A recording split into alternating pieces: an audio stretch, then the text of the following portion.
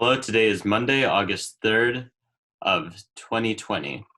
My name is Ramon Rodriguez, and I'm interviewing Jasmine Virola for the Voces Oral History Center at the University of Texas at Austin. Please know, Ms. Virola, that this interview will be placed in the Nettie Lee Benson Latin American Collection at the University of Texas at Austin. If there's anything you do not wish to answer or talk about, I will honor your wishes. Also, if there's something you do want to talk about, please bring it up and we'll talk about it. Because we're not conducting this interview in person, I need to record you consenting. So I'll ask you a series of 5 questions. Please say yes, I agree, or no, I do not agree after each one. There are 2 questions we need to make sure you agree to before we go on. Voces wishes to archive your interview along with any other photographs and other documentation at the Benson Library at UT Austin. We will retain copyright of the interview and any other materials you donate to Voces. Do you wish to give Voces consent to archive your interview and your materials at the Benson Library? Yes. Do you grant Voces copyright over the interview and any material you provide? Yes. Do you agree to allow us to post this interview on the internet where it may be viewed by people around the world? Yes. If any one of these questions is no, then the deal's off. But hopefully you would. Okay, that's for me. Okay. We have many questions in the pre-interview form already filled out. Okay. We use that information from the pre-interview form to help us in research. The entire form is kept in a secure Voces server. Before we send it to the Benson, we would have stripped out any contact information for yourself or family members, so that will not be part of your public file. Your public file will only be accessible at the Benson Library. Do you wish for us to share the rest of your interview and your public file available to the researchers at the Benson? Yes, that's fine. On occasion, Voces receives requests from journalists who wish to contact our interview subjects. We only deal with legitimate news outlets. Do you give consent for us to share your phone numbers or your email with journalists? Yes. Great. Cool. Well, into the interview then. So let's start off a little bit talking about your childhood. Can you tell me a little bit about your parents? My mom, she was a stay-at-home mom. And then she was also a foster mom. So we used to have foster kids here in the apartment. My dad, he was an immigrant who moved to New York at the age of 15, and he went to school over here for a little while, and he had his own business here for over 30 years. So your dad's Yemeni, no? Yeah, he's from Yemen. He's Yemeni. So what was his story? Why did he come over and all that stuff? To make a better life for himself. Yeah, to make a better life for himself, which he did. He accomplished that. And, when he came over here doing all that, he was able to send money and things back home to my grandfather and other family members there, help them out. And because he was the first one to come over here, like he actually helped everyone get on their feet when they came over. Really? So he came over by himself when he was 15? Well, not by himself. I believe he was like with an uncle. He came over like an uncle.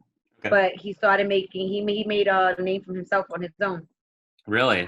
So Yeah. how did he do that? What did he start doing? Where did he move to in New York? Brooklyn, Okay. New York, which East Flatbush. Oh, okay. Yeah, that's where he lived at. In between East Flatbush and Crown Heights. I think one of his uncles had like a store here, and he came to school over here. He was going to school, and then I guess he started helping them out working, and eventually he ended up opening his own stores and things like that. He had like 3-4 stores. Then at the end, he just had he sold them. He just had one. Yeah, bodegas, right? Yeah, bodegas. Mm-hmm. Yeah. Did he speak English when he came over? No, Really? he didn't. No, but he learned English and he learned Spanish, so he spoke all 3 languages. So how did he pick them up? Was he going to school when he came here? Well, he was going to school when he's here, but I don't think he graduated. I think he maybe did maybe a few years of school, because he didn't graduate high school here. So he just probably just did a few years, and that was it. Maybe like 2-3 years, and I guess he just learned on his own, being around people and things like that. But he picked up very fast. That's interesting. He learned Spanish. Yeah, he learned Spanish. He picked it up being around Spanish people, and Yeah. So you mentioned in the pre-interview form that he met your mom at a party. Tell me a little bit about that. Also, tell me a little bit about your. No? No, no, not that. No, me and my husband met at a party. Oh, My that's right. husband, my mom and my dad, they actually met at the hospital in an emergency room. They met in the emergency room. My mom was taking my sister there to the emergency room, and my dad was taking my cousin to the emergency room, and that's where they met at the emergency room, where next to his house, where he, but where his store was at. Hmm.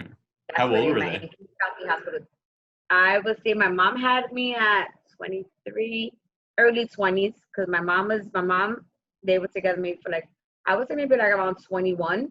My mom was, and maybe he was like 24, 25. He's just a few years older.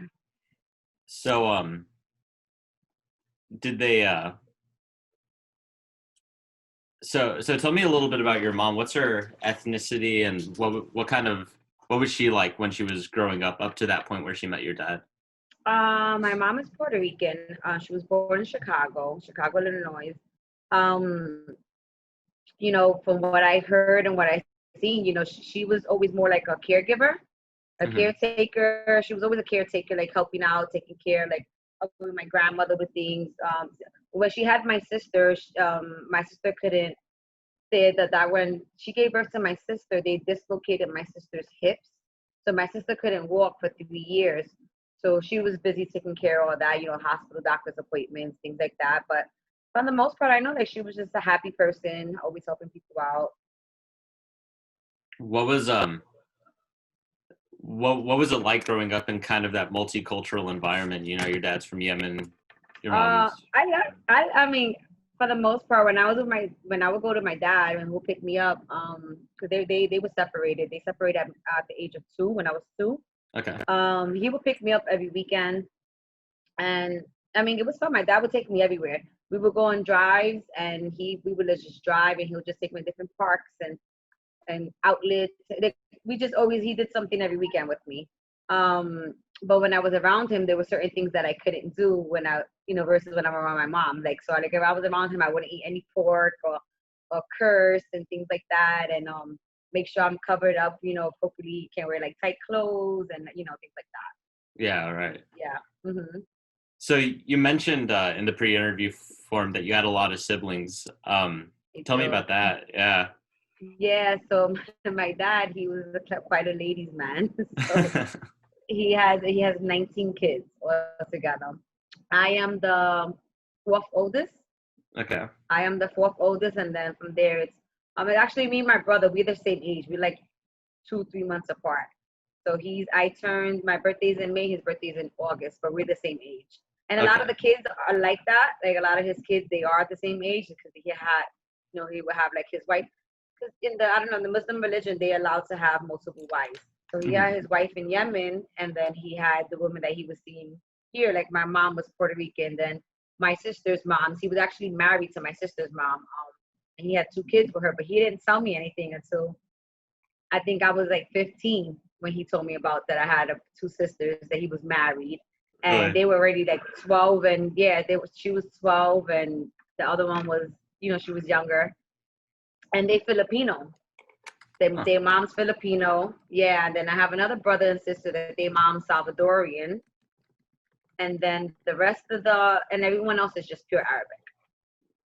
So, why did he hold off on telling you about your sisters that he was married? I don't, you know what? I guess because when I was younger, he used to always ask me about like, oh, I'm gonna get married and I'm gonna have kids, and I used to be like, no, they not. Whoever you're gonna marry, they're not gonna be my stepmom. They're not gonna, just I guess that. But he never mentioned it. I only knew about my brothers. That's who he used to always bring me around. My older brother, Hmm. and then the brother that me and him's the same age. But the 2 girls, he never told me. Even his wife right before after he passed away. When I first met her, he didn't tell me that was his wife. She's from Yemen. He told me that was my cousin, and then I was actually his wife, and she was pregnant with her first child from my dad. And when she gave birth, he said that was my cousin's baby. And then finally, he was just very secretive in those type of ways for some reason. Why I don't know, but that's the way he was. But at the end, everyone knows everyone, and yeah. Yeah. Are you close with many of your siblings, or are there some that you're definitely closer with than others? Yeah, there's some that I'm closer with than others, and a lot has to do with the age difference. Hmm. Yeah, so a lot has to do with the age difference. Which ones? You mentioned a brother who was pretty close in age to you. Yeah, I have my brother Nabil. We actually are the same age. We're actually not close. But my older brother Ali, me and him were close growing up because my dad used to always have me around him. He's a few years older than me, so me and him grew up more together. And then when I once I met my other two sisters, my Filipino sisters, we speak all the time. And then the sisters that he has with the wife before he passed away, which is my younger sisters. They're like 22, 20, 19. So I speak to them pretty often. One of them I'm actually really close with. She comes stay here in my house every now and then. But for the most part, it's only a few sisters. The boys, I'm not. The other boys, they're younger than me, and so we're not really too close. Mm-hmm.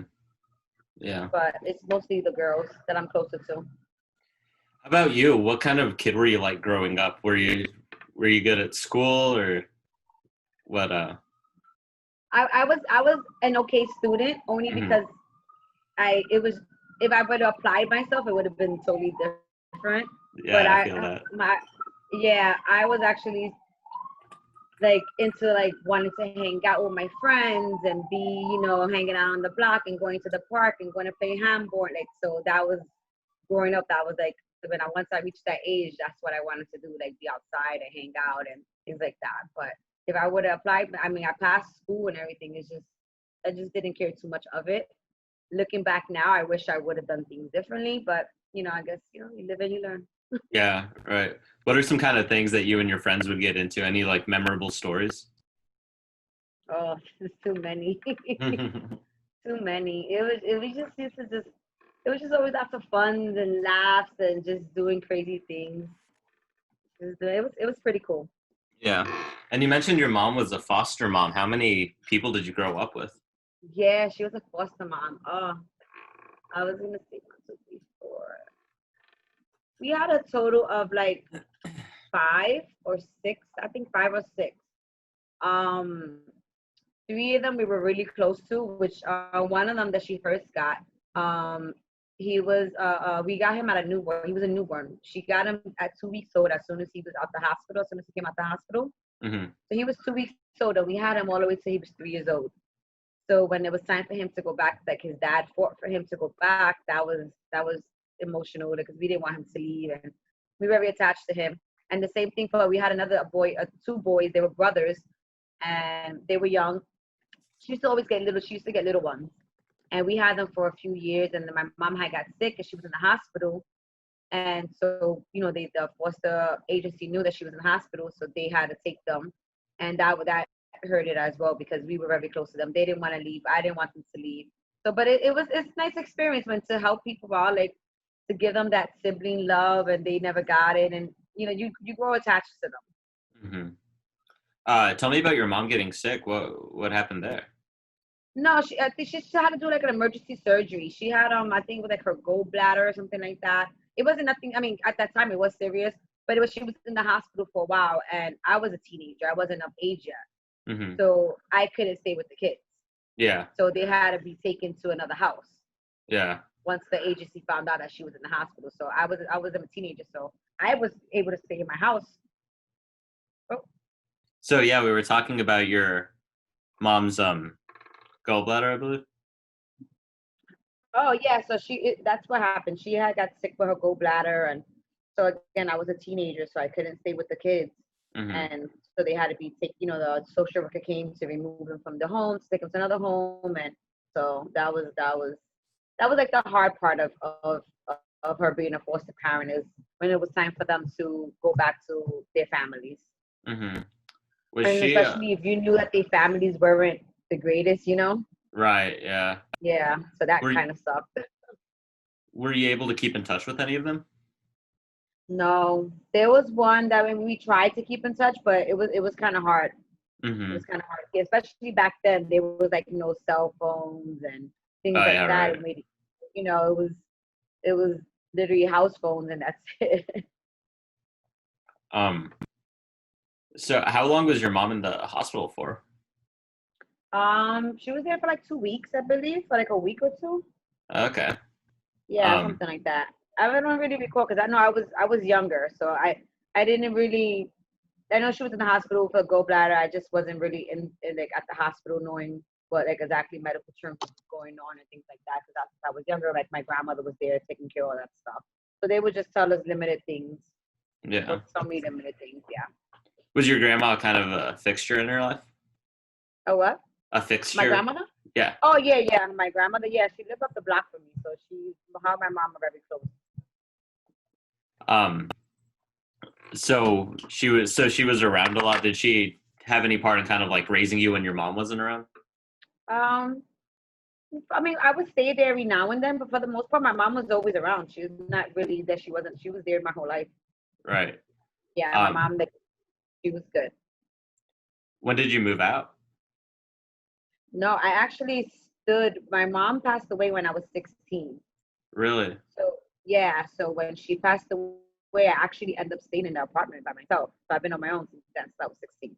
It was a fight, but I ended up doing it How did she pass away? in a car accident. What was that She like? um that was something that we didn't expect. She went out with her boyfriend. It was his birthday, and they went out. And apparently, the next day when I was here, it was a Sunday. They went out, and that Monday morning, her boyfriend's job was calling my house, looking for him because he didn't show up to work. So when I went to her room, I saw that they would never came home. And then I didn't think nothing of it. And they would again, no one had cell phones at that time. And then one of my mother's younger sister, she lived with my grandmother, and she had called me, and she was like, "Oh, come over to grandma's house. It's an emergency." She didn't tell me what it was, and so we all got there, like my other aunts and my cousins. Like she gathered everyone up, and she had told us that there was a car accident, and my mom didn't make it, things like that. Yeah. So How did that was devastating, you know. how did you how did you take the news? What were the ensuing months, years like following I that? mean, I guess like I said, I was young, and of course I was hurting and miss my mom and things like that.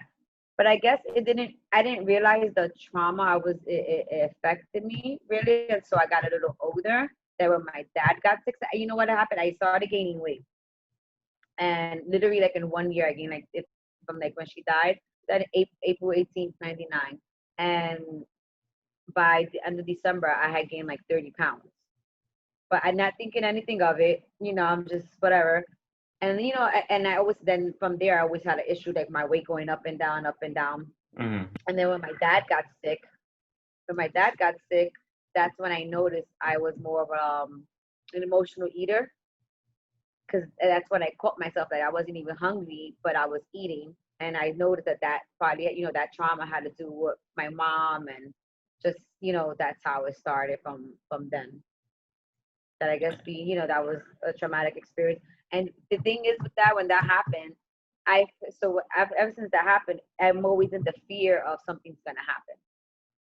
Like so, I always have that like that fear of like can't be too happy because if something's gonna happen, or if something's going good, just something bad is gonna happen around the corner. So that's like a fear that I have Hmm. because of that. And I know it stems from that. At first, I didn't realize that until I got older. I didn't realize that's where that was coming from. But after like looking at my, just catching my what I like my like, cycles, I noticed that that's what it stemmed from that trauma, losing her unexpectedly. And when I was a teenager and I was younger, we weren't on the best terms because again, I was one that always wanted to hang out, be in the streets. I was the second child, so I was the troublemaker, kind of, you could say, like, I was the rebellious one. Didn't want to listen, wanted to hang out and just do what I say, things like that. So when we got to the point that when I was 16, and that we were actually like not arguing anymore, we're just like communicating better and getting on good terms, that's when that happened.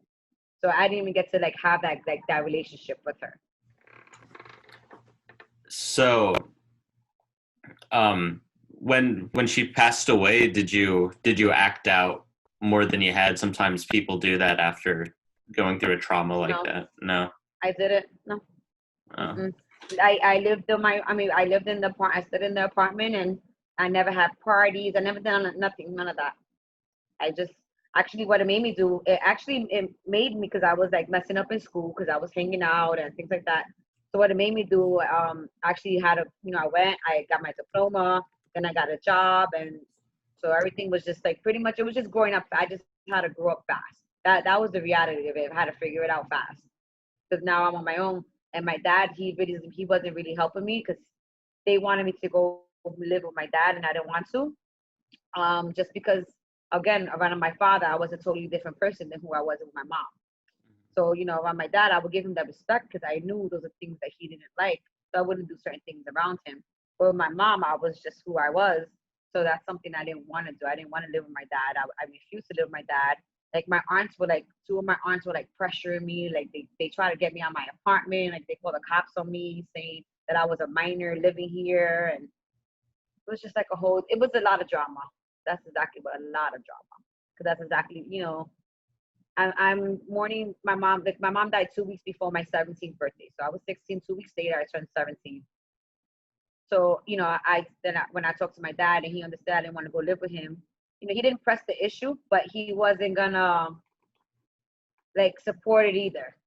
He's like, all right, so you want to live on your own, you got to figure it out then. Live on your own. He wasn't going to be supporting me. And he would give me, allowances every now and then, but for the most part, he didn't really help me out in that sense. When it came financially, he didn't help me out. What did help me out is that I did get a lawsuit for my mom's death since it was a car accident and the car. So that's what actually like helped me out on like finances, and then I started working at. As soon as I graduated, once I got my diploma, I started working at the age of 18 and been working ever since. Well, what did you start doing when you started working at 18? Um, I was a hostess at a restaurant. What kind of I place was was a, it? it's actually a really nice restaurant in Manhattan. My cousin worked there. She was one of the main hostess there. She got me in there. I worked there for maybe for like a year, and then I moved on to a law firm, and I was working in a law firm, and I was there for maybe 2 3 years. I worked in the office services department there, and then I left there to go back to school to go to college. I started that, and I didn't finish it at the moment. So then I just started just getting other jobs. Um, Kind of moving back a little bit to your mom passing away. You mentioned there being a lot of drama. So that really affected the whole family, your sisters, your grandma, and stuff like that. Well, me and my aunts, yeah, because my oldest is, for my mom, I only have one sister. She's older than Yeah. me. My sister didn't live here. My sister already had moved out. She was married. She lived in North Carolina. So with that, it was with two of my aunts. My mom has how many siblings? I think it's like six of them, six or seven. My uncle didn't give me no like it's really, I have two aunts that they were very like, this is what you're gonna do, and that's it. Like they just wanted to like not ask me like, what do you want to do? Like sit down and talk to me, which is like, well, no, this is what you're gonna do, and this is what's gonna happen. And so, and I fall back. I'm like, that's not what's gonna happen. That's not what I'm doing. I'm Hmm. gonna stay right here. I'm not moving anywhere. I was already 17 when I spoke to my they called like, I didn't speak with them. I didn't speak to my aunts for years because of that. Just the fact like my mom died and this is what they did. Like, you calling your cops on your niece that just to get me out of an apartment. They even went to like my management office to tell them that I was underage living here. Literally really trying to get me out of the apartment. And the management office didn't do anything. They didn't bother me. So what happened is the lawyer that my dad connected me with for my mom's lawsuit, which was his lawyer, he was trying to get me emancipated for the year because I was already 17. So it was literally just until I was turned 18, just so no one could bother me. But he couldn't get me emancipated for I forgot whatever the reason was. So they ended up making my grandmother my legal guardian for those last few months. But I didn't have to live with her. I could have just stood here. And technically, eventually, she was my legal guardian, but I was still staying in my apartment. Once I turned 18, my management office reached out to me and they called me into the office saying that, they knew my mother had passed away. They knew everything, but they didn't want to, I guess as the rent was getting paid and there was no complaints being like, from anyone saying like these, hanging out, going on, loud music. So nothing would, they would have no complaints. They didn't bother me. So once I turned 18, they called me into the office and put me head of the household. And then I just had to remove my sister off the lease because I told them she moved. She had to sign a letter saying that she gives up her rights to the apartment because she was, since she's older than me, she had, the first rights. And that once I turned 18, they put everything under my name. And I've been here ever since. It's been 21 years So you're still in the same apartment? in the same apartment. Wow. Yeah. That's really interesting. Does that does that ever bring back memories from childhood or anything, or is it just like it's changed so much as you've gotten older? No, it does change a lot because I have my son and I've been raising my son here. So there is that I think I want to move. That's something that I do want to do. I actually want to buy a house. And so when I look at the memories, that's what always gets me because I hate the building that I live in. I hate the neighborhood that I live in. But when I'm just like here, when I'm here in my apartment, I have all these memories of when I was a child, when my mom or me raising my son, just like everything, everything. My neighbor, she was like my second mom. That was my mom's best friend. And when my mom died, she's the one who stepped in. Like she helped me raise my son. And so I just like there's a lot of memories here. So it's more of an emotional attachment. So I think that's why I hesitate a little more, but it's that time, especially with the whole COVID situation. Like it really opened my eyes. Like, no, it's time. You gotta go. You gotta end this chapter in your life and just start a new chapter. And so it's just like trying to let it go. That's the problem, letting go. Why is that? What is it about COVID that kind of opened your eyes to that? Because I live in a very dense community, Mm-hmm. and where I live at, they don't take a lot of precautions over here. People they hang out like in big groups with no mask on. Like they don't keep the area clean. If I'm walking in the building, there's like a whole bunch of people outside, and there's like smoking weed and just like it's just like they don't care what's going on. But I seen how it affected me and affected my husband. Like, and it just bothers me like people who just don't take it seriously. And like again, the community I live in a very dense community, and the area that we live in, and no one takes it seriously. They really don't. So, transitioning a little bit to COVID, were you taking it seriously at first, or what was it like for you when you first heard about it back when it was kind of only China and then when it kind of moved in to the US? So when I first heard about it, I was a little alarmed, but then in the first week, I didn't think when was it? I think it was like towards like the end of February that they were saying like there was some cases I think in Washington State, right? And I thought about it, but I just thought at that moment like maybe the media was like hyping it up more than what it was. And I'm like, because I kept hearing, oh, it's just like the flu, it's just like the flu. So that was kind of my mentality. Like, all right, it's like the flu. So then once we started getting like the little cases here, because we actually once it got to New York, it was like we got it maybe like the first week or two we we fought COVID. So it started just everything just started happening. It actually happened really fast. And then I think that's where I didn't expect that to happen. That how fast it happened and how fast it affected a lot of people, especially where I live at. They got a lot of people. Even my neighbor, her husband, my neighbor, her husband died from it. When I was when my husband was in the hospital, they were both in the hospital, and he ended up dying. So it was. I didn't expect that it was gonna happen the way it did. So at first, like I said, once the lockdown happened, I was fine with the lockdown. Like we went to the supermarket, we did everything, we got everything we were supposed to give it. We actually were ready for the lockdown. And as soon as we locked down on that Sunday, which was I think March 15th or March 14th, it was a Saturday, Sunday. That was like the weekend that was the last weekend. And then after that, it was considered a lockdown. And then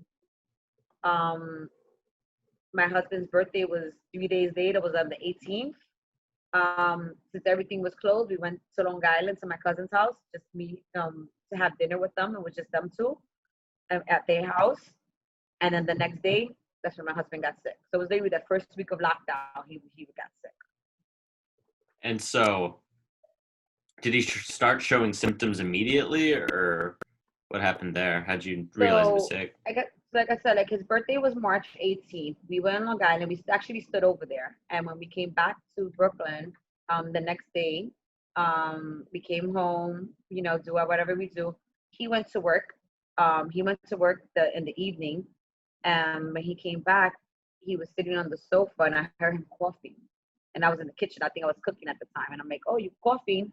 You know, I made a joke out of it. He's like, "No, no, I drink water. It went down the wrong pipe." And I was like, oh, "Okay." Didn't think nothing of it.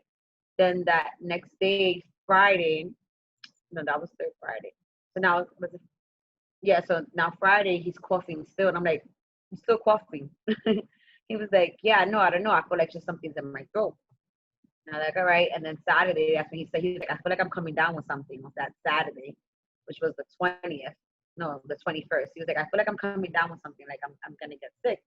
I'm like, "No, it's in your head. Don't think about it." You know, I was just trying to like not get him anxious about it.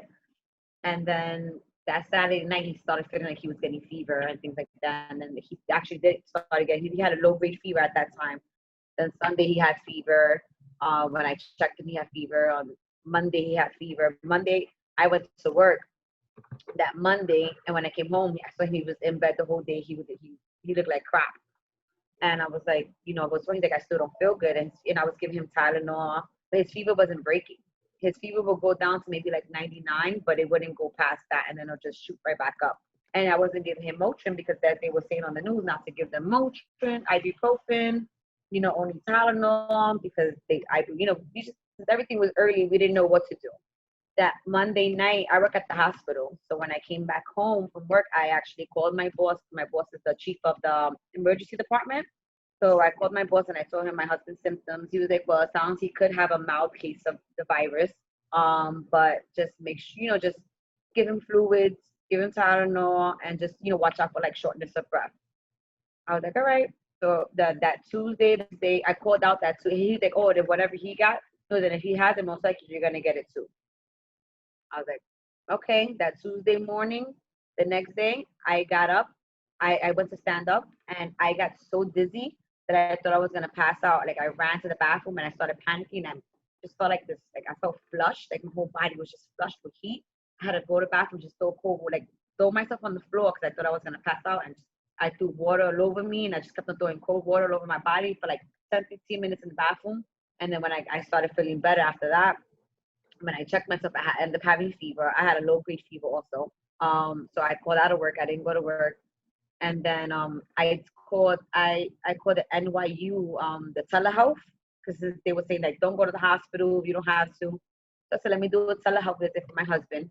I did it for him, and they checked him out through the telehealth, and they were like, well, the main thing they kept on saying like if he doesn't have shortness of breath, you know that's where the problem's at. No shortness of breath. He didn't have shortness of breath at that time. So then I did a televisit for myself. The same thing they told me. It could be a mild case as long as you don't have shortness of breath. Just look out for that. Look out for that. Take the Tylenol. I had fever Tuesday and Wednesday. Um, Tuesday, Wednesday I had fever. I took Tylenol. Wednesday after that I didn't have any more fever, but he still had fever. My husband. So he had fever Saturday night, Sunday, Monday, Tuesday, Wednesday. Now we are Thursday. Now this is his 6th day with fever, not breaking. So I called the telehealth again. I'm like, are you because they were like, oh, it could last anywhere between 7 to 12 days. I'm like, I'm like, listen, this is a 6th day with fever. His fever is not breaking. Like, are you sure? Like, I shouldn't bring him. They're like, no, as long as there's no shortness of breath. But he was getting worse. He looked worse. And so that Friday, I did this. I did another televisit with him that Thursday. They told me that. I said, all right. Friday, he was now Friday he's throwing up and he had diarrhea. He couldn't keep anything down. He kept on throwing up and he was running to the bathroom. So then his fever wasn't breaking at all. So I thought maybe he was dehydrated. So I figured if you're throwing up, you have diarrhea, your fever's not breaking, it could be from dehydration, that could happen. So I called, since I work for the emergency department, I went online and I checked to see who was like working that night. And I saw one of the guys that I know that works there, and I asked him, I told him, my husband, I told him my husband's symptoms. But I want to bring him in for fluids. Maybe he's dehydrated because he's not holding anything down. He's like, all right, you could bring him in. We'll put you somewhere separate because I didn't want to be with all the patients because the hospital at that time it looked like it was like a horror movie. That's what it was. It looked like you were in a horror movie in the hospital. Or the emergency room was horrible. They were beds, bodies all over the place, and there was no room, any beds on the floors. Like they were intubating patients in the ED. So you see patients in every corner of the emergency department with ventilators on, intubated, and it was just scary. So when he went with that Friday, which ended up being March 27th, we went to the hospital and they gave him IV, they gave him fluids, they gave him medicine. His fever came down. So he was like, all right, let me do an x-ray of his chest just to make sure everything's good. When he did the x-ray, when he went inside the x-ray room, the PA to talk to the tech, he stood there for like an extra few seconds. So I just had that feeling because I know it doesn't take long for the x-rays. I know it's usually like, oh no, everything's good, So once he's still there with those extra couple seconds, I was just like, ah. So then when he came out, he was like, listen, we're going to do a CAT scan. And I'm like, why? What did you find? He's like, I just want to get a better picture of what, what's going on. I said, what do you see that you want to do a CAT scan? He was like, he has a bilateral pneumonia and he has a low pneumonia in both of his lower lobes. There's fluids there. And I'm like, and so I was just pissed off because I called the telehealth twice. They're like, no, stay home, stay home. He didn't have shortness of breath until the last day. So if I would have took him earlier, he could have got medication for the pneumonia, and it would have never probably went to both lungs. So granted, when they did the CAT scan, they already said they had to admit him because once you have a pneumonia in both of your lungs, they have to admit you. So he was like, listen, call your boss, and tell him your husband what's going on with your husband. And he was asking for a room because there's no rooms available in the hospital. See what he could do for you, because if not, he goes, we got patients that've been there downstairs for 3 days already that has no room. So it helped me out working at the hospital because if that would never happen, I think me working there, he probably would never made it. So that's how he got admitted that Friday. So we didn't end up getting a room till like 6 a.m, like Saturday, 6 a.m. That's when they took us upstairs to a room. And I came home that morning. I slept for a little while. I went back to the hospital. That was Saturday, yeah. So that Sunday morning, Freddie had called me saying that he couldn't, like it was getting harder and harder for him to breathe. It was getting harder for him to breathe. When they spoke to him, asked, told him if, his oxygen levels drop, would he want to go on the ventilator if his, S2 levels drop. And he agreed to it. And I didn't want him to do it, but, that was something he said he wanted, he was fine doing. And then especially so that when it came to the day of that Sunday, he couldn't breathe. He said he was suffering. He's like, I'm suffering. I can't breathe. He's like, I can't breathe. It hurts. Everything hurts. So they end up ventilating him. I went to the hospital, and they end up putting him on the ventilator, intubating him. It was like at 1:30 in the afternoon because I was in my office and I was FaceTiming him from downstairs because I couldn't be in his room since he was COVID. So my office was upstairs. So I was in my office and I was just talking to him and, until the anesthesiologist came and they came to do the ventilation, to intubate him. And that was that Sunday, the 27th. Sorry, can you repeat that again? That 20 what? That was the 27th. He got intubated on March 27th. No, I'm sorry, 29th. He got admitted March 27th, and then he got intubated March 29th. And how long was he intubated for? He was intubated for 57 days. Wow. Yeah, and he got off the ventilator on Memorial Day weekend. Memorial Day weekend, the end of May. And so, what are you doing during these 57 days? Are you carrying around your life normally, or what's happening No, on the me. outside? Uh, I was the first couple of days he was doing good. Everything was good. The doctor was like, he'll be off the ventilator in a couple of days. From one day to the next, his lung had collapsed. He had a pneumothorax that one of his lungs collapsed, and they had to put it. They said that there was air outside of his lung that was between his lung and his chest cavity, and that it caused his lung to collapse, and they have to put a chest tube in the side of him, the side of his like where your ribs are out on the side, under your arm, like that area there, where your ribs are. They have to put a chest tube there and to release the air so the lung could open up again. So when they did that, I said that's fine. I gave them consent. They did it. It worked. They said everything was fine. He was stable again. Um, he was at the hospital that I worked in for 8, 9 days. Yeah, I think for like 9 days. That last day, which was, I remember, it was April 8th. It was a Wednesday. Um, the doctor called me at 10 in the morning, and they told me to go downstairs to the unit. I would go downstairs. I was going to work every day, and I tested pop when I. So when Freddie got in the hospital I went to work that following Monday, the 29th, the day after he got intubated. I was at work, and my boss told me that I should test because I had a cough, and since I had fever the week prior, and I still had a cough. He was like, they were testing all the employees for COVID. So when I went, I got tested. I didn't get tested that Monday, the Tuesday, which was April 1st, I think it was. I got tested and I came back. It came back positive that I had COVID also. So he was telling me if I wanted to stay home, but I didn't want to stay home because Freddie was in the hospital that I was working at. So I that was the only way that I could be able to go see him because they weren't letting any visitors in the hospital. They already had like shut down the hospitals, and no one could go see their loved ones. And even though like he was in the ICU unit, I could just go downstairs and just like I couldn't go in his room, but I could have access to the doctors and the nurses. I could check on him more. Um, so I was working that first week. The Yeah, I was. It was very draining, emotionally draining. That so that week the week of April 8th, that's that April 8th is when they called me downstairs and they showed me his lung collapsed again. Now his lungs had collapsed again. They had to put another chest tube in. I told them I'm fine, and they showed me a picture of his lungs. They did a X-ray. His lungs were all white. Now the whole lung is, or both lungs were all white out. So he went into acute respiratory distress syndrome. He had ARDS, and the doctor, his blood pressure dropped, his vitals dropped, like he was dropping, he was dying.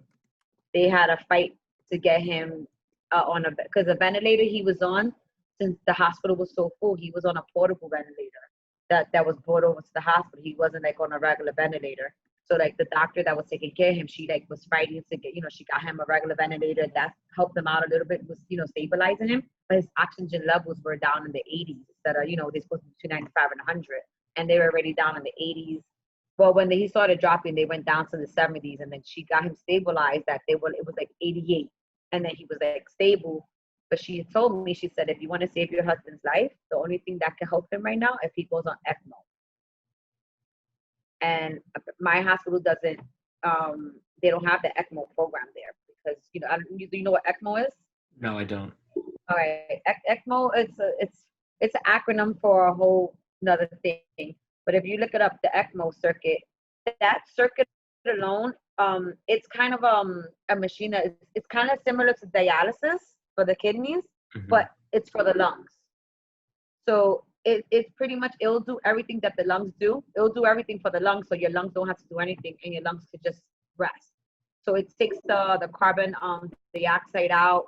It takes the blood out, it filters out the blood through. They have an artificial lung. It goes through the artificial lung. It filters out the carbon dioxide, goes back through the tube, warms up the blood, and then puts it back into the body. So now your lungs are not doing it. The machine's doing it for your lungs. So she said if he had any chance of making it, he has to go on that machine. She said, like, if not, he's not gonna make it. So she was like, call whoever you need to call, you know, because she knows I know a lot of the leadership people at the hospital. And she's like, call whoever you have to call, do whatever you have to do. We're gonna call different hospitals here, the doctors, the hospitals that have that in the machine. Because in New York City, a lot of hospitals don't have that machine. And so it was pretty much trying to find a hospital that had the machine, and that once they presented the case to them, that they were willing to take it. All the hospitals that they called did not want to take his case. They denied him because he didn't meet criteria of getting on that machine. Only because he was on the ventilator for 9 days, and they said that was too long for him. That was too long, and they weren't going to put him on the machine because I guess apparently to go on ECMO machine, you're only supposed to be on the ventilator, I think up to like 4 or 5 days before you could get, Why is anything that? past that, I don't know. There's like certain criteria you have to meet for certain things. And that was one of the criteria. All the hospitals were saying no, that he was on the ventilator for too long. And he was on it was 9 days, so they didn't want to take him. The medical director at the hospital, at another hospital, I knew the CEO of the hospital because I used to, we know each other from, a long time ago. My medical director, he called because I work for H&H, the health hospital system at the public hospitals, and he knew the people over at Bellevue Hospital, and he called them because they just actually started that program, the ECMO program. They just started it over at Bellevue. So my husband was literally the second patient, ECMO patient there on that machine, and they end up having a machine, and they accepted him because my medical director called. They said, all right, we'll accept him. Now to get him transferred was a whole nother story because he wasn't stable to get transferred. His every time when the transportation team came, they would put him on their portable ventilator. His oxygen levels would drop, so they couldn't do it because they're like, if we're driving over there, he could go into cardiac arrest if everything drops. So I had to call someone else that I knew, asking them if we could take one of our portable ventilators, could try it, and he didn't end up getting transferred to 12:30 midnight. So I was in the hospital the whole time. When they finally got him stable enough that his oxygen levels, they stood in the 80s, which still wasn't good, but it was better than what it was before. They took him. I went downstairs with them. I walked them all the way to the ambulance. And once he went in that ambulance and they started driving off, that's when I came home. I called the hospital. I called Bellevue like an hour later. I tried to give them time to get him to receive him. And when I called them like at 1:30 in the morning, 2 in the morning, they said that he was there and they said he was stabilized. And come to find out, when after everything had happened, I found out after he was already fine, like after he already woke up, that when they received him, they literally had to put him on the ECMO circuit on the transportation bed because he was dying right there. They said his oxygen levels were already down in the 50s. So they had to do everything right there to bring his oxygen levels up before they could even transfer him off the bed to put him on the patient bed. And then he was at Bellevue. So I was actually a little happier that he was at Bellevue because when he was at the hospital here at Woodhall, where I work at, literally every 5 minutes there was a code blue. There was a code blue every 5 to 10 minutes. There was a code blue. There was a call for anesthesia, for a respiratory therapist. So I was literally like on edge every time I would hear something. Like, there was one time when I heard the code blue and they said his unit that he was in, my heart dropped. And it was that day that he was crashing. They were like, code blue, and they said the unit. I ran into my boss's office, like hysterical. He's like, I'm gonna call downstairs, let me see. And he called downstairs, he's like, okay, it's not Freddie's room. So just hearing that all the time, once I used to hear it goes off, like code blue, 3rd floor, it was horrible. But during that time, while he was still at the hospital, was really bad. Really bad. I'm sure it was really chaotic at where you were working. Yeah, it was because my coworker, she knew that my husband had COVID and I had COVID, so she actually called out for the first 3 weeks that my husband was in the hospital. So it was like My husband's in the hospital. I'm working. I'm working, literally working, and now you're not even at work if I want to take off. Now I can't leave the office alone. And I get it. She was scared for her family and of getting COVID, so it was understandable. And she's like, well, why are you gonna work if you have COVID? I'm like, that's the only way that I felt like I was close to my husband and I was able. I had to keep myself busy. If I would have been home, I think I would have probably just had like more meltdowns than what I did. But that's how I kept busy, literally working, and I would come home and I actually leaned on the Lord a lot, and that gave me the peace I think I had throughout the whole ordeal was like leaning on the Lord, because everything else I don't even know how I got through it. I don't, and I just think it's just praying. And my girlfriend, she lives in Florida, and her church, she had one of my girlfriends here in New York. She called her and asked, and she called me. She's like, when my husband first got to the hospital, and she's like, Jasmine, would you mind, do you want to do a prayer? And I'm like, yeah, let's do a prayer. So she called her friend that lives in Florida, and then she, they called the prayer person there, and then she said a prayer for me, and then for Freddie, and they gave us a number, a prayer call number that we could call anytime between 6 a.m. and 9 p.m. And whoever you get, they do a prayer for you. So I was literally calling every day faithfully, every day. So they knew my whole story. They were there from day one. So every day I will call for a prayer. Every day call for a prayer, and I will pray here and pray here, and just, I think that's exactly what got me through it was prayer. The Lord, He showed me things, and I always been a believer. I always believed the Lord, and I always prayed, and but it was a different type of belief, and like it was actually having like I actually have full faith, and like gave my problems to Him, like because I just didn't know what else to do. I didn't know what else to do, and that's what brought me peace. I would put my worship music on, and I will watch my services and things like that. Like those are things that I was, because it wasn't much that I could even be around family and friends because everyone was on lockdown. So no one could come over. I couldn't go to no one's house. I would come home and lay on my sofa because I refused to go to my room. I didn't go back to my room um until my husband got up from the ventilator. So for the first 2 months, I didn't sleep in my bedroom.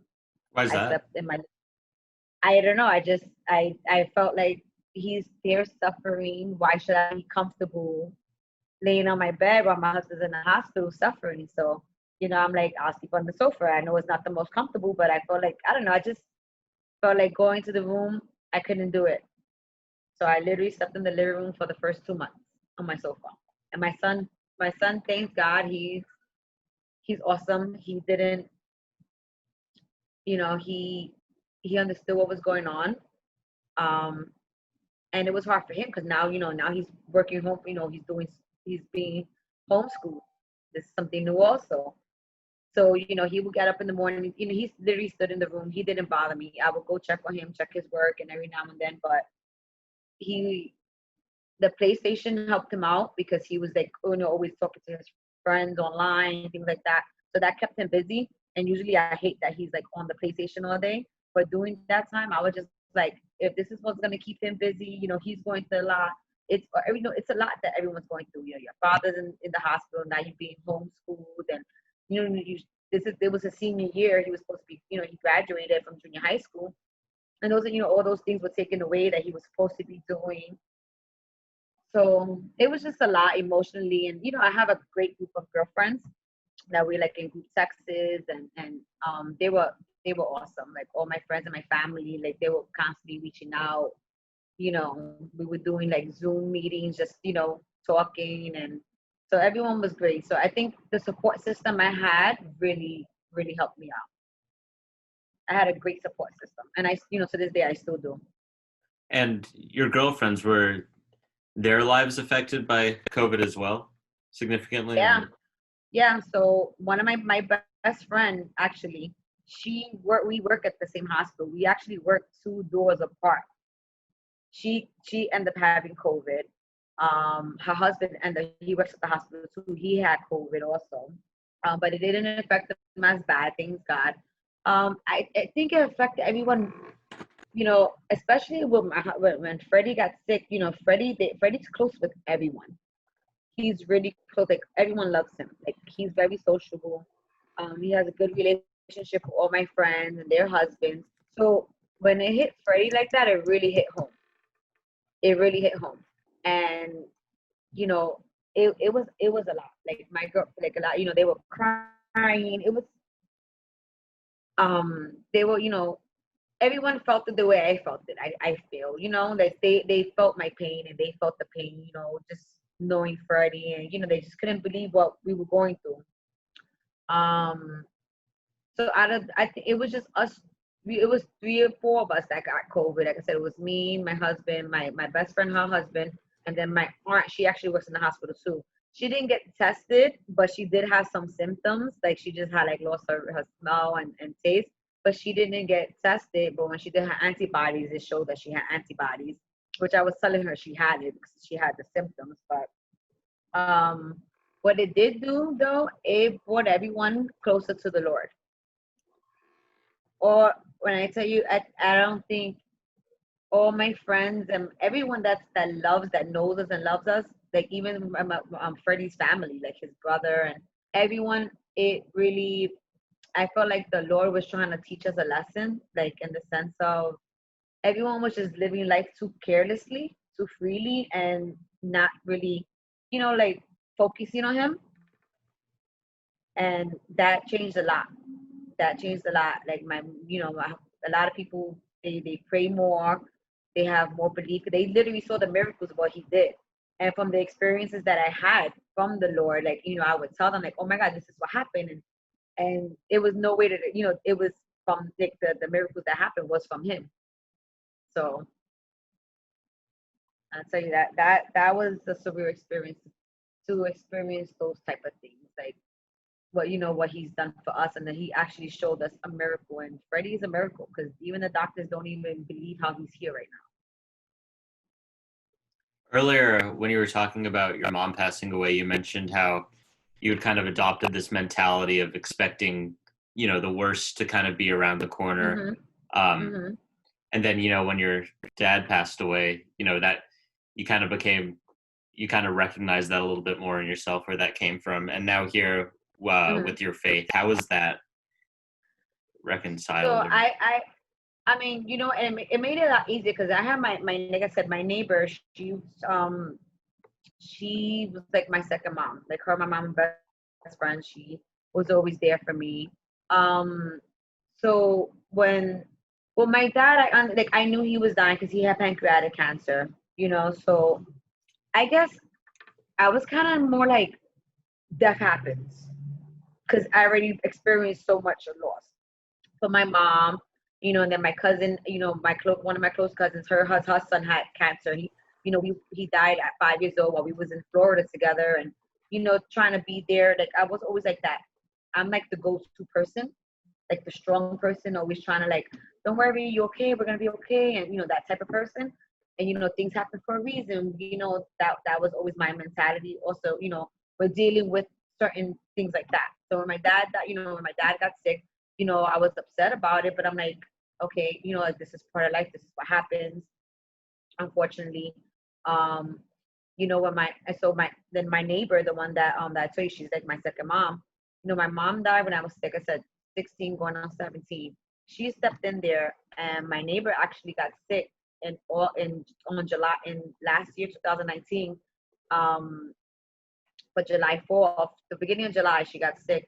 She ended up going to the hospital July 4th, and I went to the hospital. She ended up having a pneumonia, and the same thing that turned into ARDS, what my husband had.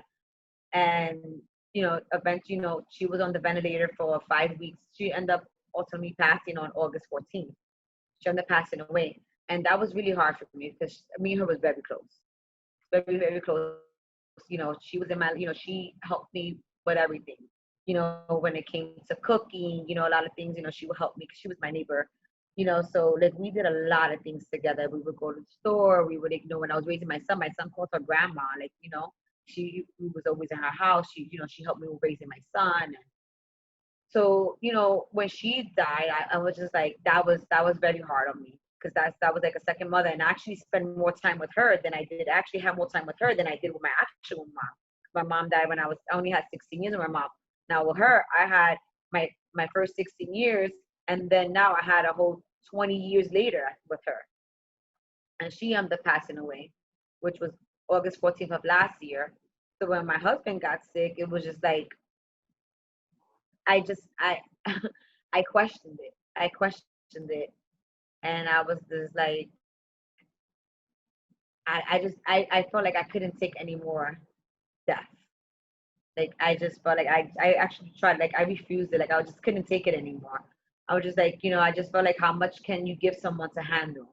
Like, all the people that all my loved ones are not here. And I was just like, please don't take, like I begged and prayed and begged just not to take my husband. I was just like, just please. I was like, my mom, you took my mom, wasn't here, my dad's not here, my second mom's not here now. She just had passed away, and it wasn't even it was only 6 months later. Well, like it was like almost 7 that she just had passed away. Now my husband's now fighting for his life.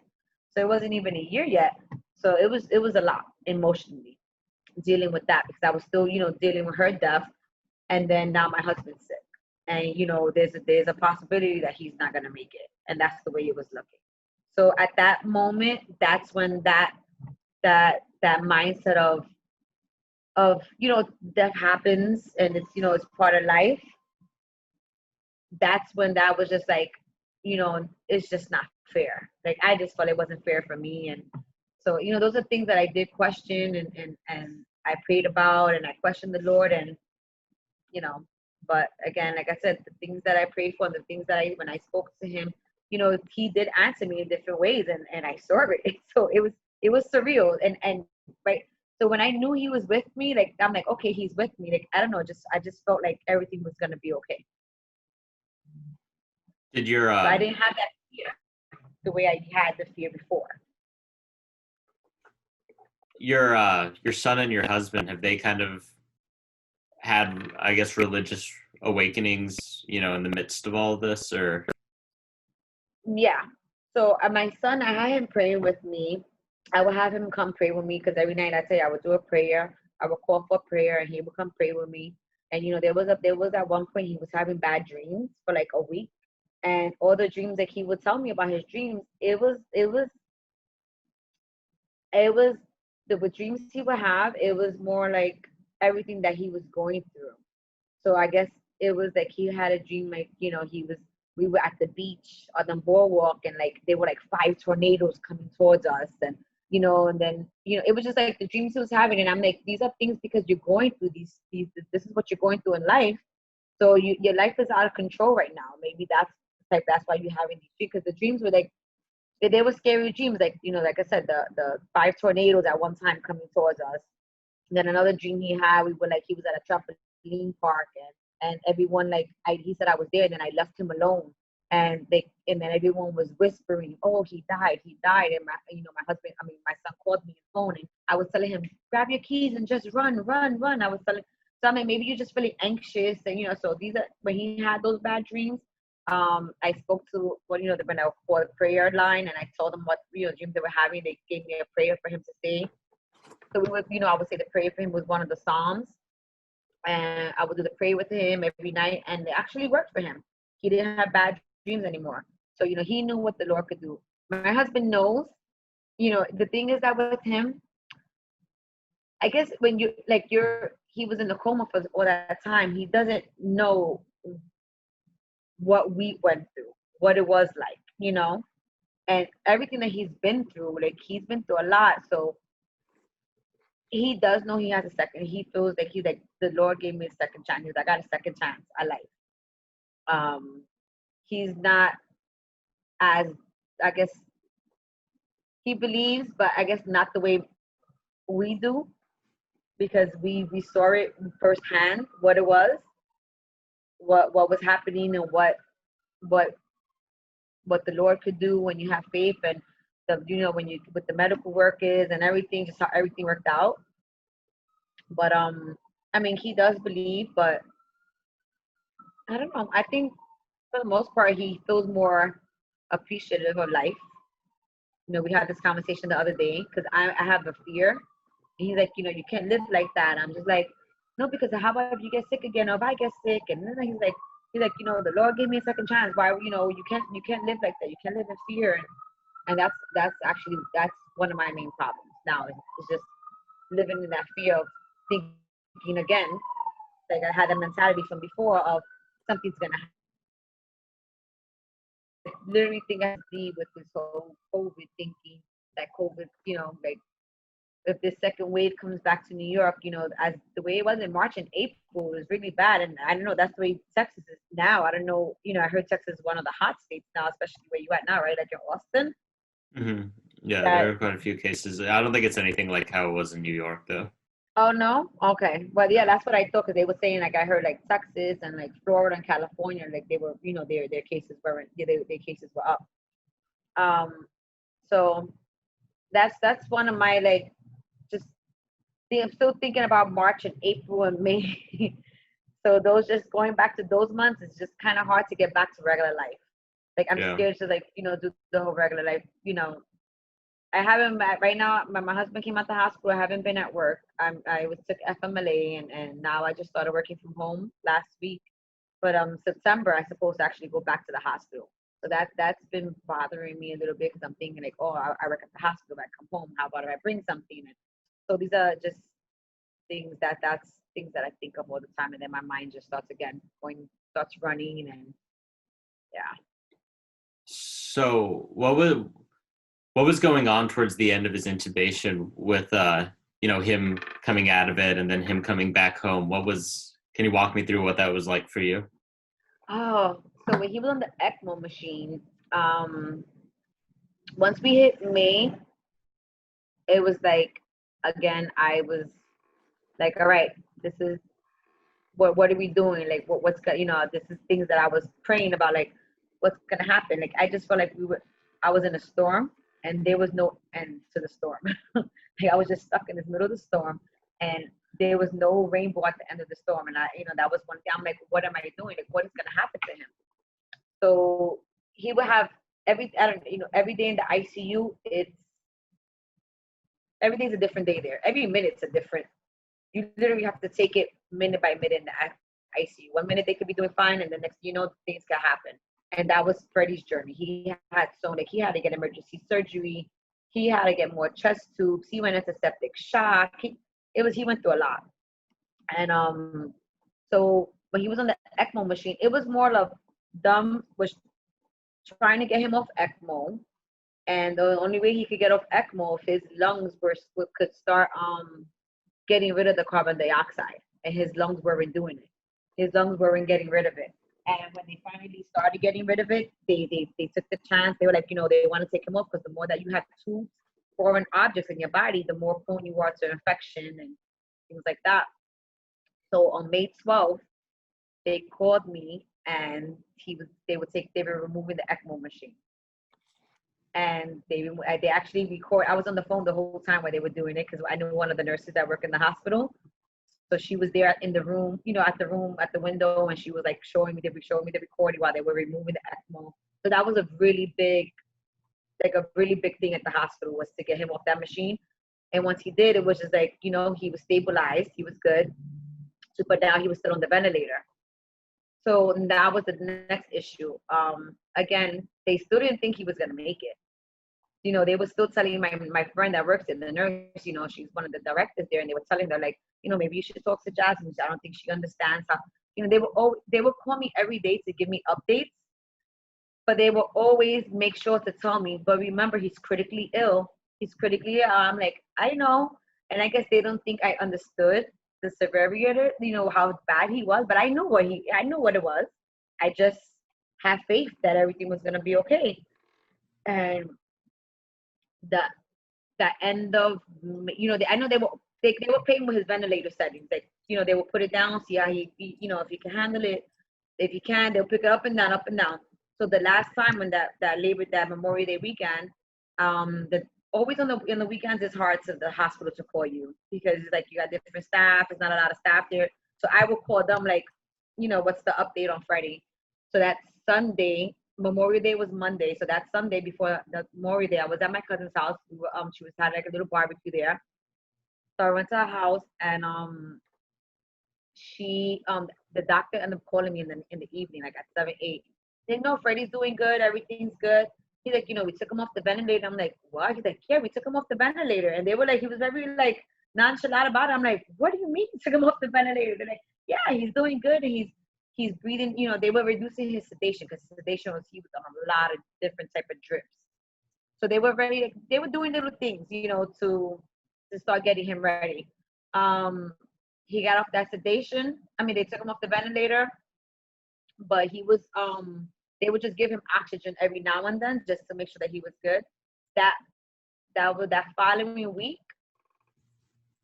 they called me, and they were like, that Monday morning, my nurse friend, she called me that Monday, the following Monday, she called me, and she was like, Jasmine, she's like, Freddie's up. I'm like, what do you mean? She's like, he's up. He woke up, and he's asking where he's at and why he's there. So, he had the trach already in. They had took the ventilator out his mouth. He had the trach through his windpipe. And yeah, and then he got up, and the doctors couldn't explain it. He told me they actually thought that they did lab work to check his oxygen levels through his blood gas, and when the blood levels came back, they were doubled than what they were the night before. So they actually thought it was someone else's blood work.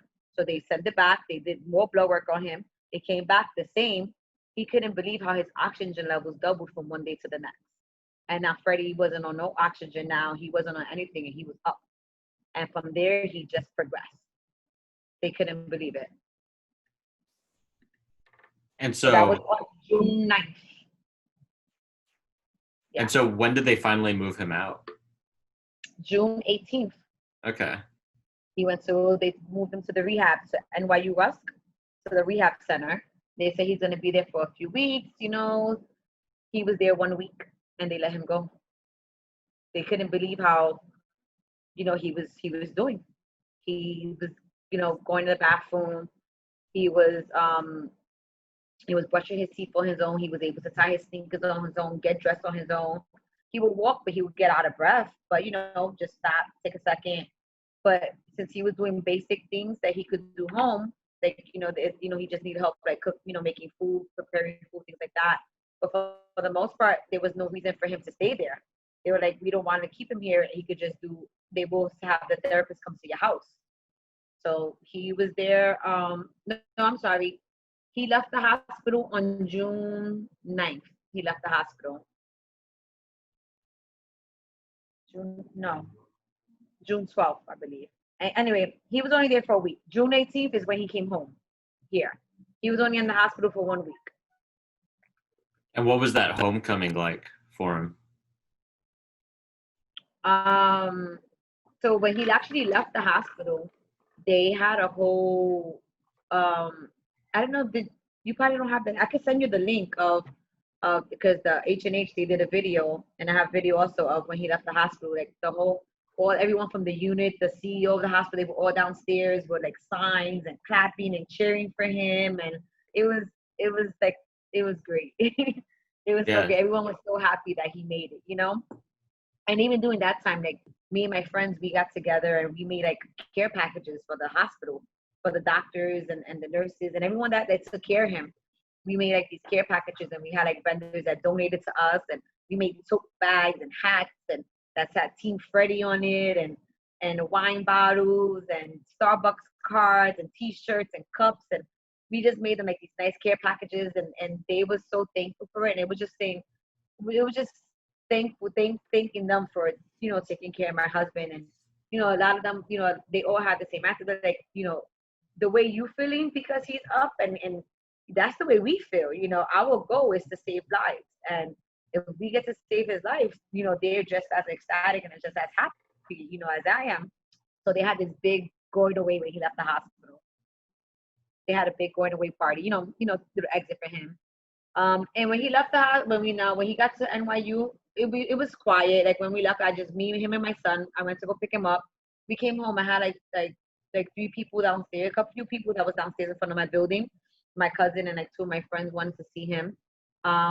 And he came, it was quiet when we came home. We didn't have like nothing, no party, we didn't have no people there because I didn't even want people around him, honestly.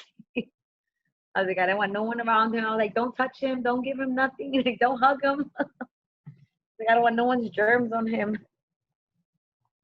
What were your first few interactions with him like, when he came out of it? Oh, it was amazing. You know what? I was having interactions with him even before he was awake because I had access to the hospital and they were letting me go to his room. So I would just have to like put all my PPE in and I would go to his room and just play music for him and talk to him and I would pray over him and finally when he got up and then he didn't understand what was going on. He didn't even realize like how long he was there. He was telling me, he's like, "Oh, I'm sorry, I'm gonna miss your birthday." And I'm like, "Babe, my birthday passed already." He's like, "What do you mean?" He's like, "Where we in?" I'm like, "We in June." He was like, "What?" Like he couldn't believe it. The last thing he remembered was right after his birthday was in March.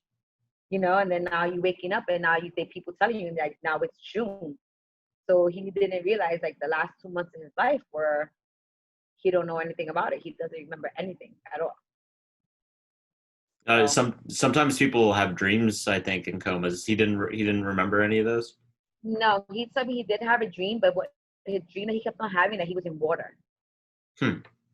He kept on saying he was in water. He was in water, and he was like reaching in the water for things. Like just like he said, like there was like money in the water. He was like trying to grab the bags. He said, but everything was just he was in water. Then he said when he first got up, he thought he was there, but he's like, I thought I got shot. He goes, but he's like, but why would I get shot for? Like he's like, why would I be here for getting shot? And he couldn't believe it. And then he didn't realize why he was there. He didn't know like he was there from March because from COVID. He didn't realize it was all that time. So that was a little, trying to get him used to, his mental status at that time. It was very good for what they thought it was going to be, but there's a lot of confusion because he didn't know what was going on, and then you're waking up now. You have this trach here, and you can't even talk because now you have the trach there. He had, a feeding tube in his nose. He had the trach. He had his central line, and he just had a lot. He still had like other things going on, in his body. He has IV and so that was just like waking up. He had woke up, I guess, in a panic. But that was one of the dreams he kept on telling me he had most of that same dream all the time. That it was he was in water. And so, having him back, what's your day-to-day life been like? As you kind of ease back into it, and what's his progress been like?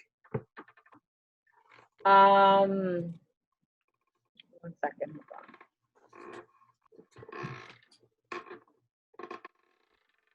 Okay. His progress. You know what? He is doing great.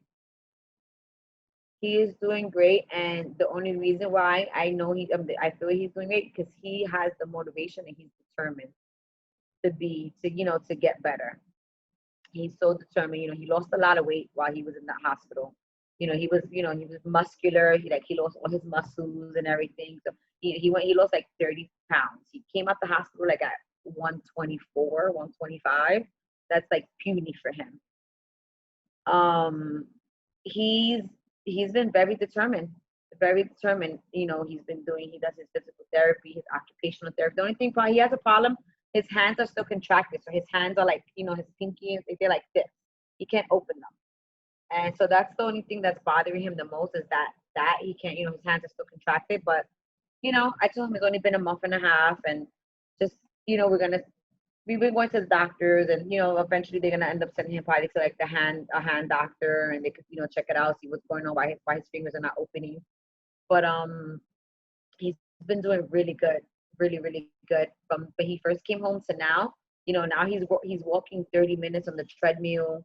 He's doing 15-pound weights now. Before he started off with 2 pounds. Now he's doing 15-pound weights and he's good. He's very motivated, and I think that's the key. If you're not motivated, you're not determined, you're not gonna get better.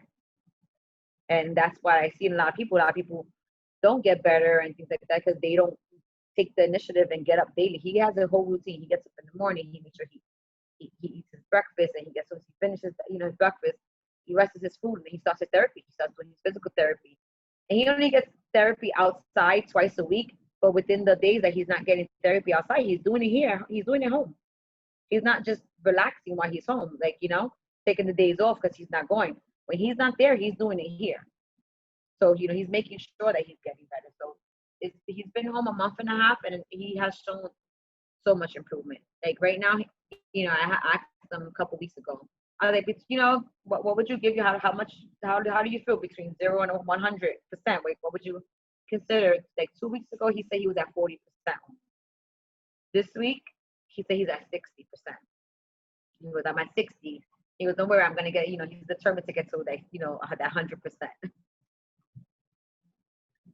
And what is his outlook like on the future? It seems like he's really motivated, but I mean, there's like an enormous. He's not working right now, right? What was he doing before? Also, He was working in a welding company. oh, that's right. Yeah. He's working in a welding company, and actually, it sucks because his company is going out of business soon. The company that he was working in, they're going out of business. So that's not a place he's going to end up going back to. Is that COVID related as well? Them closing? Or?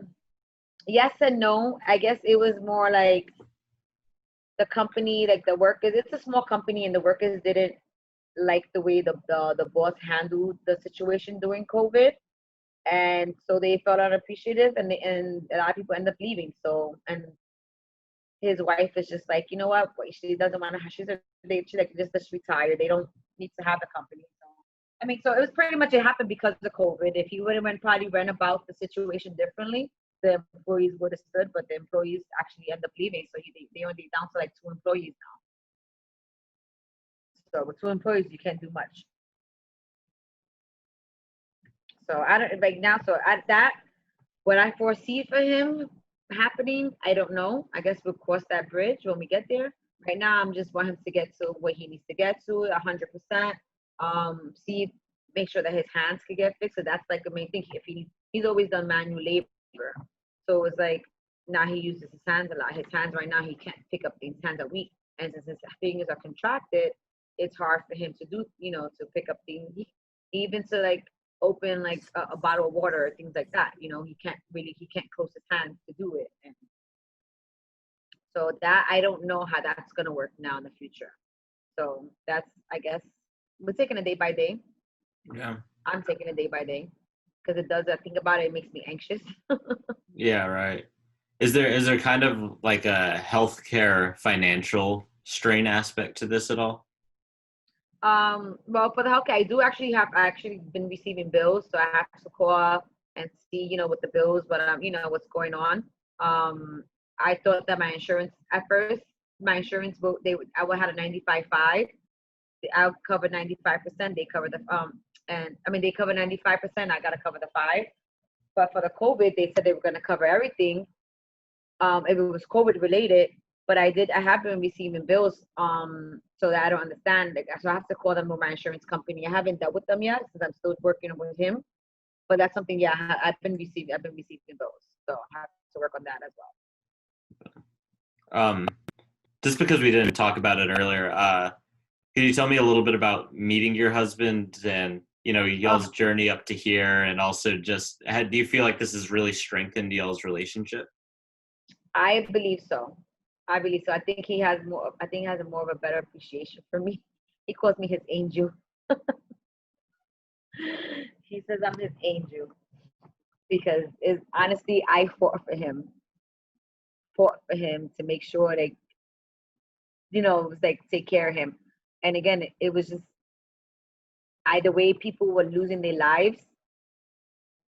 If I didn't work there, or it could have went different because I was calling whoever, I was begging, like, you need to help my husband, like, like, I need help, I need this done, I need to get this. And so everyone was like, they were great with me where I work at, and even at the other hospital, they were great with me. And so that's what he calls me. He says I'm his angel. That's what he calls me. That I saved his life. I said I didn't save it, I helped. That's what people put the Lord puts you in positions for certain reasons, and maybe this is why I was working where I'm at now. Because even before I got that job, I didn't get that position. I applied for it. I didn't end up getting it to 2 years later. I actually didn't end up getting it. And within that time frame, I was looking for other jobs and because I was really trying to get out from where I was at. And like I couldn't find a job for the life of me for those 2 years. I was going on interviews and so like I felt stuck where I was working at. And then finally, my boss called me and told me the position was still available if I would wanted to work, come work. And I'm like, yeah, and it worked out because it's like if I was never would have been working there, knowing the people that I known, and he would have never been there. He would never been here right now. Oh, so when I met him, I was 15 when I met him. He was 17 because he's 2 years older than me. We were like at a party, back to school jam. We had went to and we had mutual friends. I didn't know him personally, like, but we ended up having my best friend. She knew him and the girls that she used to hang out with, and so that's how we met. He saw me. He liked me. He asked them like for my if I was okay, like to get my number, and so that was like how it started. He got my number. Like he would call the house phone, and we'd be like on the phone all night. You got like fall asleep on the phone, and he would come over, like hang out with me and my mom. Here, at the house, him and my mom and things like that, and we were always together all the time, like literally all the time. And we were only together maybe like a year and a half before my mom died. And when that happened, he was like there with me, like, throughout everything. And like he was like getting into arguments with my aunt, then when they called the cops here, like it was just like a lie. He was like, I'll take her so she'll come live with me in my house with his mom. But that was pretty much it. We was together, and then he moved in my apartment maybe like a year later. Because after like my mom, he didn't move in right away. He would come over and he would hang out with me. He'll stay over every now and then, but he didn't like officially move in. Maybe it's like a year later. He officially moved in. And it's been like that ever since. So we make 23 years now in August. How old is your son? 13. Well, I think we're about ready to wrap up. Is there anything that we haven't touched on that you'd like to talk about? No, I just felt like like I said, I was telling like Evelyn, and she introduced me to oh my god, I forgot her name. Maggie? The one Maggie, yeah. And we were just talking, we was talking about how people forget, like when the people forget, like when the patients come home, like there's like it's not over, like they still have a whole new journey of recovery, like even emotionally for him, mentally, it is a lot for him. There was when he first came home, constantly crying and just going through a lot of things, and just like want people to know, like once they come home doesn't mean like okay, they're home, they're good. If they there's still a lot of complications, mentally, mentally, emotionally, physically. It takes a lot on a person, on him, on me, going through everything with him and seeing what he's been through, and even how it affects everyone around you. People don't realize how everything affects. I feel like people forget, and like everything that he's been through, he's like literally a miracle story. Like if I show people like a doctor his case, like even when he went to NYU, they were like, wow, we can't believe that. He's like, you've been through a lot. Every time he meets someone, they know his case. They couldn't believe that he's here. And I just felt like I was telling Evelyn, I'm like, people don't talk about, a lot of things that happen within Latino communities, like the miracles in the Latino communities, but you hear about them all over the place. Unfortunately, like, you hear about on TV, but you don't hear about them on like about the things that happen in the urban communities, how he almost lost his life, and how it affects us here. But those type of things, and just like to get his story out there and just know that COVID is real, and people don't take it seriously. It's amazing. Well, Jasmine, thank you so much for your time. Thank you.